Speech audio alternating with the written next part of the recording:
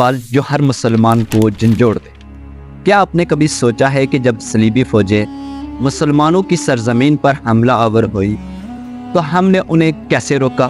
کیا ہم منتشر اور کمزور تھے یا کوئی ایسا مرد مجاہد تھا جس نے ہمیں جوڑ کر ایک سیسا پلائی دیوار بنا دی؟ یہ کہانی نہیں بلکہ حقیقت ہے جو تاریخ کے صفحات پر درج ہے۔ آج ہم آپ کو ایک ایسی سلطنت کے بارے میں بتانے جا رہے ہیں جو نہ صرف صلیبیوں کے ناپاک عزائم کے سامنے ایک دیوار بنی بلکہ آنے والے مجاہدین کے لیے امید کی کرن بھی ثابت ہوئی۔ یہ ہے زنگی سلطنت جس کا ہر باب غیرت، بہادری اور اسلامی اتحاد کی علامت ہے۔ السلام علیکم ناظرین، میں ہوں انضمام اعظم اور آپ دیکھ رہے ہیں فیکٹس ود انزی، جہاں ہم آپ کو دنیا بھر کی تاریخ اور بالخصوص اسلامی تاریخ کے حوالے سے معلومات فراہم کرتے ہیں۔ ویڈیو شروع کرنے سے پہلے ہمیشہ کی طرح آپ سے ایک ہی گزارش ہے کہ ویڈیو کو لائک کر دیں اور ہماری حوصلہ افزائی کے لیے ایک پیارا سا کمنٹ ضرور کیجیے۔ اور ہاں، اگر آپ ہمارے چینل پر نئے ہیں تو ہمارے چینل کو سبسکرائب کر لیں تاکہ مزید ایسی اسلامی ویڈیوز آپ تک بر وقت پہنچتی رہیں۔ 1099 عیسوی ایک ایسا سال جو مسلمانوں کے لیے قیامت کا منظر تھا۔ بیت المقدس کے در و دیوار مسلمانوں کے خون سے رنگین ہو چکے تھے۔ صلیبی افواج نے شہر کی ہر گلی کو مسلمانوں کی لاشوں سے بھر دیا۔ مسجد اقصی میں گھس کر بے حرمتی کی گئی اور ایک ایسا زخم دیا جسے کبھی بلایا نہیں جا سکا۔ یہ وہ وقت تھا جب مسلم حکمران آپس کی رنجشوں میں الجھے ہوئے تھے۔ کوئی ان کے مقابلے میں کھڑا ہونے کو تیار نہ تھا، مگر ایسے اندھیرے میں ایک چراغ روشن ہوا، ایک ایسا سپہ سالار جس نے صلیبیوں کو نہ صرف للکارا بلکہ انہیں شکست دینے کی بنیاد بھی رکھی۔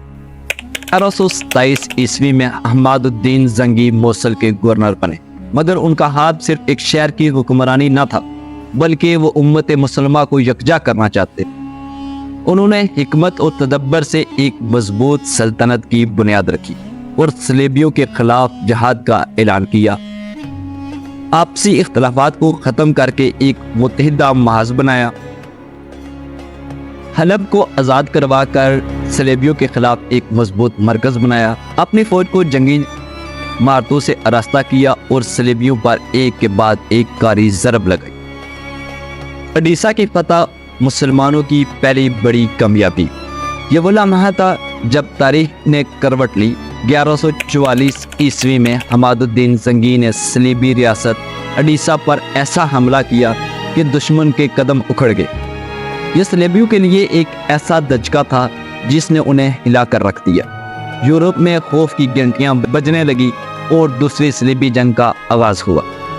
یہ فتح صرف ایک شہر کا سقوط نہیں تھا بلکہ یہ امت مسلمہ کے لیے امید کی کرن۔ 1146 عیسوی میں ایک افسوسناک واقعہ پیش آیا۔ حماد الدین زنگی کو ان کے اپنے ہی ایک غلام نے دھوکے سے شہید کر دیا۔ مگر کیا ان کے مشن کا اختتام ہو گیا؟